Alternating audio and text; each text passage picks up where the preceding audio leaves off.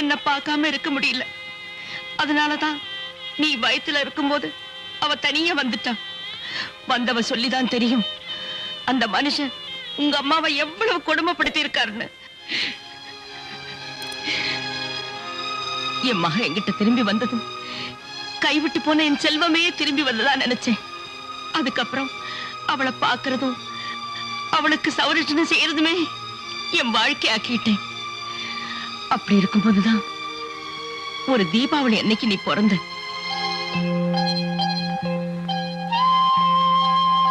கொஞ்ச நாள் கழிச்சு குழந்தைய பார்க்கணுங்கிற சாக்குல அந்த ஆள் இங்க வந்தாரு. அப்ப நீ கையில 5 மாசம் உன்னையும் உங்க அம்மாவையும் கூட்டிட்டு போற திட்டத்தோட தான் வந்திருக்கான்னு எனக்கு தெரிஞ்சிருச்சு.